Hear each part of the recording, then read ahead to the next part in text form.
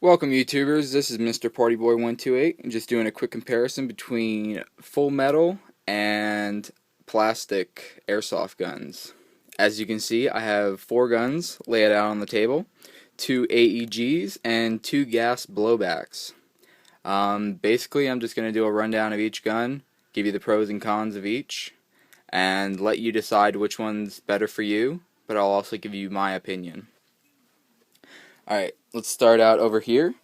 We've got 2 pistols. On the left is a WeTech 1911 High Kappa, and on the right is a KJ Works M9.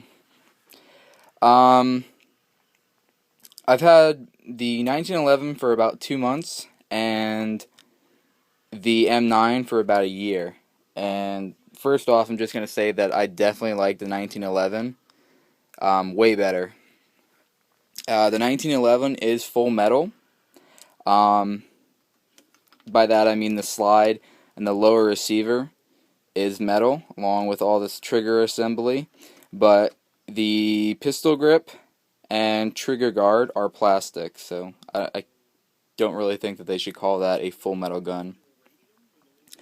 So that would mean that the M9 is plastic. Everything on this thing is plastic except for the trigger, this piece right here, I don't know the name, the hammer and the magazine and the loop for the lanyard. Those are the only metal parts. Yeah, the pros to a plastic gun, it's going to be a lighter gun. If you're running a drop leg or something like that, maybe you don't want something as heavy as a metal gun, whereas these things weigh about 2.5, 3 pounds with a mag in them. And this one only weighs about a pound to pound and a half, somewhere in that range. But when that's on your thigh and you're running and it's shaking around a lot, that really is considerable weight. Yeah, another positive thing about plastic guns, of course, the cost. They will be significantly less. I paid about $60 for this one, compared to, I think, $90 for that one. Another great thing is the plastic parts don't scrape. Paint doesn't peel off them or anything. It looks brand new other than that giant chunk. That would actually be the negative of having a plastic gun, is the fact that they are more susceptible to breaking. Basically what happened was I ran out of ammo with this, and I went to go put it back into my drop leg, and it kind of fell out of the drop leg while it was like halfway cocked back, and it hit right on that edge and just snapped that piece off. Now, I was able to find it, and I've tried super gluing it back on. I've tried about everything, but it just won't stay on. It's probably because that's where I pull back on to load the first round.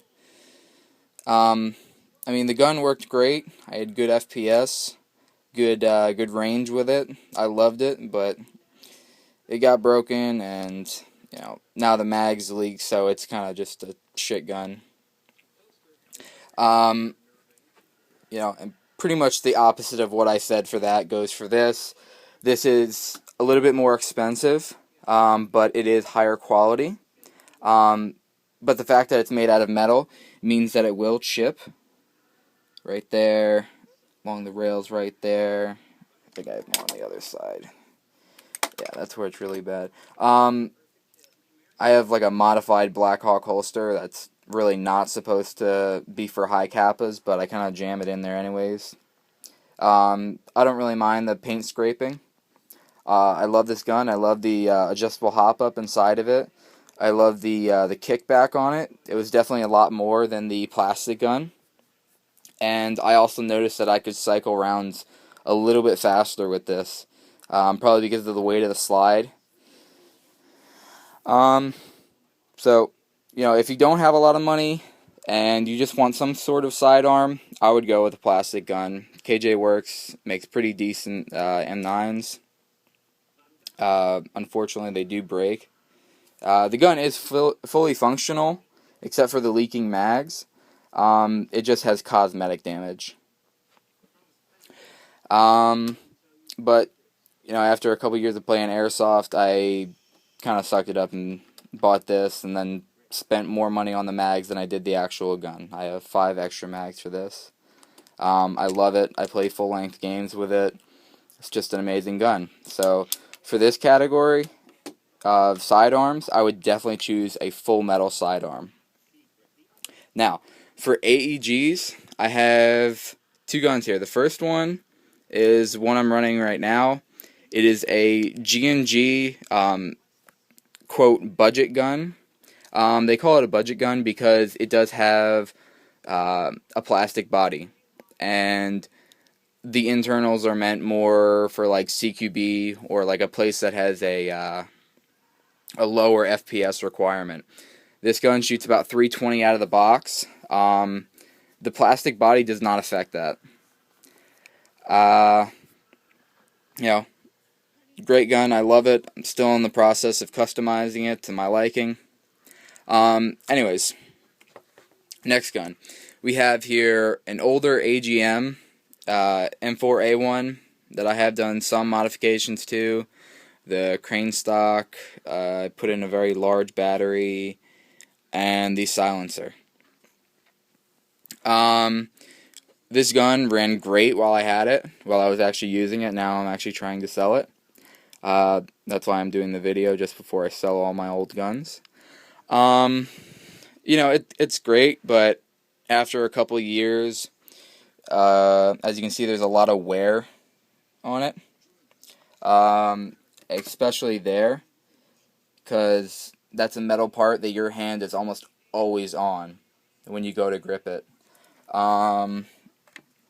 Right around here, there's some scraping. I really don't know what that's from. That's my outer edge when it's resting on my chest rig. On the other side, I think there's, you can see it's got a lot of scratches. That's basically from my mags. I used to run high caps, so they were metal, and the edges of them would just kind of cut this up. That's a pretty significant mark right there. I think that actually might have been from my friend when he took this apart just to look at it. No big deal. I mean, it held up well, but I hear a lot of people say that they like metal guns because they are more realistic as to what the military would use or something like that. And actually, I have looked online, and because of the weight of the actual gearbox, I mean, people don't understand that inside of a real gun, there's not as many moving parts. There's no gears, there's no motor. There's a firing pin, trigger assembly, gas tube, and the bullet chamber assembly.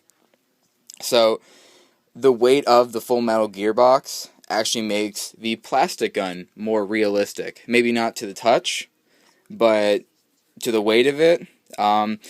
This gun weighed in about 8.5 pounds, and a real AR-15 weighs about, I think, 8 pounds or 8.25. So it's a little bit above what a real gun weighs. But there is some trade-offs as to what you want. Like, some people like the actual feel of a metal gun in their hand. So if you want a metal gun, go for it. I mean, it's great. They hold up nicely. They don't break. Not to say that the plastic one's broken. This one's never cracked. Hasn't done anything for me. Mainly because it'd be very difficult to crack or break this. There is the backing of the gearbox. I mean, you can't push down.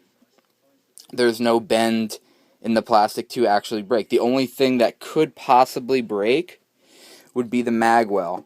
But, 99% of the time, you've got a mag in this thing. The only time that you're ever going to actually break the plastic of this is if you're careless with your transportation of the gun or storage, or, I don't know, you're off the field and it falls off the table. That could possibly break the mag well. I really don't know why I'm flipping it over, just showing you. Another great thing about plastic guns is the fact that they do not chip. They don't scrape, there's no paint to wear off. It's a black plastic. So even if you put a giant gouge in it, it's not going to be noticeable from, like, 4 or 5 feet away. You got to be right up on it to see it. Or as you can see, I have a lot of scratches over here. So, in my personal opinion, I would rather have a plastic gun. People say they're not durable. I think they are. They're like fiberglass and nylon woven plastic, so they're durable. And some real guns are actually made of plastic. The the G36 and the MP5 are both made of plastic, or they have plastic parts, because plastic is more durable than people think. People think that, oh, if I get a metal gun, it's gonna last forever. Well, if you don't mind the cosmetic look and you like the weight of it, go for a metal gun. If you want your gun to actually look like it's brand new every day, and you like something a little bit lighter, or you're younger so you can't handle the weight of a full metal gun. I mean, I think this gun weighs in at about 11.5 pounds with the silencer and the battery that I put in it. So it's a pretty heavy gun to hold up.